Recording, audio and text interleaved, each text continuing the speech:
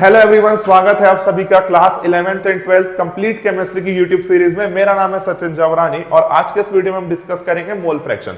तो चलिए वीडियो को स्टार्ट करते हैं। तो सबसे पहले मोल फ्रैक्शन को किससे रिप्रेजेंट करते हो आप? एक्स से। इस आर्टिकल को रीड करने से पहले इस टॉपिक को समझते हैं with the help of an example. तो एक एग्जांपल लेते हैं हम। कोई भी एक सॉल्यूशन आप बना रहे हो फॉर एग्जांपल, तो सॉल्यूशन आपको पता है क्या होता है? Solute plus solvent. एंड आप सॉल्यूट को किससे रिप्रेजेंट करते हो? बी से। एंड सॉल्वेंट को किससे करते हो? ए से। तो ये क्या हो गया आपके पास? सॉल्यूशन। अब बात आई मोल फ्रैक्शन की। तो मोल फ्रैक्शन, तो आप नाम से ही समझिए कि फ्रैक्शन का मतलब क्या होता है आपके पास। फ्रैक्शन का क्या बेसिक मतलब होता है? रेशियो। एंड किसका रेशियो? मोल का रेशियो। तो मोल का रेशियो। अब रेशियो से क्या समझते हैं? लेट सपोज करिए कोई ए रेशियो बी रेशियो का साइन है, इसको आप कैसे लिखते हैं? ए डिवाइडेड बी बाय बी के फॉर्म में। ठीक है। तो मोल फ्रैक्शन का क्या मतलब होता है? सिंपली मोल्स का रेशियो। अब इसको समझते हैं केमिस्ट्री के टर्म्स में। तो अभी आपको पता है कि मोल फ्रैक्शन को किससे रिप्रेजेंट करते हो? एक्स से। तो जिस भी कंपोनेंट का, अब यहां बात कर रहे हैं हम सॉल्यूशन का, तो सॉल्यूशन में क्या होता है? सॉल्यूट और सॉल्वेंट, दो कंपोनेंट दिख रहे हैं आपको ब्रॉड कैटेगरी में, सॉल्यूट और सॉल्वेंट। तो जिस भी कंपोनेंट का आपको मोल फ्रैक्शन निकालना है, लेट सपोज कर रहा हूं कि मेरे को किसका निकालना है? सॉल्यूट का निकालना है। तो जिस कंपोनेंट का आपको मोल फ्रैक्शन निकालना है, उसके नंबर ऑफ मोल्स उस पर्टिकुलर कंपोनेंट के जिसका आप निकाल रहे हो, किसका निकाल रहे हो? सॉल्यूट का। तो number of moles of solute का आप न्यूमरेटर में रखोगे एंड उसका रेशियो निकालोगे। रेशियो मतलब डिवाइड। किसके साथ रेशियो निकालोगे? Total number of component. Total number of component कि जितने भी कंपोनेंट हैं आपके पास, किसमें? एक सॉल्यूशन में। तो जैसा कि अगर आप सॉल्यूट का निकाल रहे हैं तो आप बहुत अच्छे से जानते हैं सॉल्यूट किससे रिप्रेजेंट करते हैं? बी से। अब देखिए नंबर ऑफ मोल्स किससे करते हो? एन से। किसका निकाल रहे हो? सॉल्यूट का। तो सॉल्यूट मतलब बी। एंड नीचे लिखिए क्या लिखा हुआ है? Total number of component in solution. अब सॉल्यूशन में मेनली कितने कंपोनेंट होते हैं ब्रॉड कैटेगरी में? दो, सॉल्यूट और सॉल्वेंट। तो टोटल में कौन आएंगे? सॉल्यूट के भी नंबर ऑफ मोल्स आएंगे एंड सॉल्वेंट के भी नंबर ऑफ मोल्स आएंगे। तो number of moles of solute and number of moles of solvent.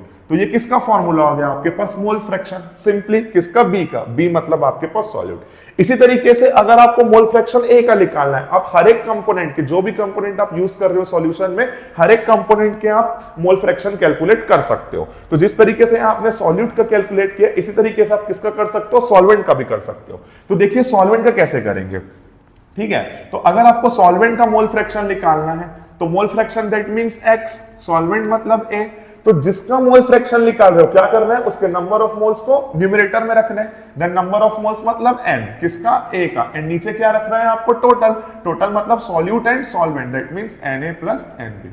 तो ये हो गया आपके पास सेकंड फॉर्मूला।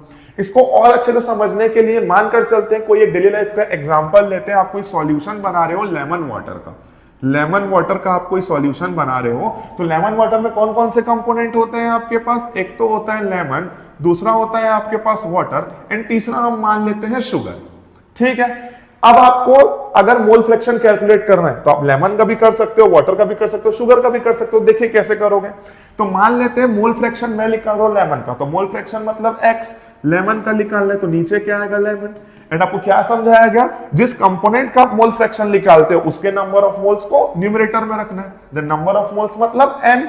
एंड किसका निकाल रहे हो? लेमन का। तो लेमन के नंबर ऑफ मोल्स कहां रहेंगे? न्यूमरेटर में। एंड नीचे कौन रहेगा? Total component. अब यहां पर कौन कौन है? Lemon, water and sugar. तो तीनों के नंबर ऑफ मोल्स कहां आएंगे? नीचे, टोटल कंपोनेंट में। So number of moles of lemon plus number of moles of water and number of moles of sugar. तो ये सिंपल फॉर्मूला हो गया एक्स लेमन का, that means mole fraction of lemon. इसी तरीके से अगर आपको मोल फ्रैक्शन ऑफ वाटर निकालना है, तो आप एक्स वाटर करिए एंड इधर क्या आएगा आपके पास? Number of moles of water. जिस कंपोनेंट का आप मोल फ्रैक्शन निकालते हो, उसके नंबर ऑफ मोल्स न्यूमरेटर में and divided by total again. And total क्या आएगा आपके पास? यहां पर N lemon plus number of moles of water plus number of moles of sugar. Simply अगर आप किसका निकालना चाहो? शुगर का निकालना चाहो, तो उसके लिए भी आप फॉर्मूला डिराइव कर सकते हो। क्या? X, that means mole fraction किसका निकालना है आपको? शुगर का। तो ये क्या हो जाएगा? Number of moles of sugar divided by number of moles of lemon plus number of moles of water plus number of moles of sugar. तो आई होप आपको समझ आया होगा। अब हम आर्टिकल रीड करते हैं। अब आप रीड करिए कि mole fraction so the mole fraction of the component, किसी भी कंपोनेंट का मोल फ्रैक्शन, किसी भी कंपोनेंट का आपके पास मोल फ्रैक्शन क्या होता है, is defined as the ratio. Ratio मतलब डिवाइड का sign to the number of moles of the component, number of moles of the component to the total number of moles of the component in the mixture.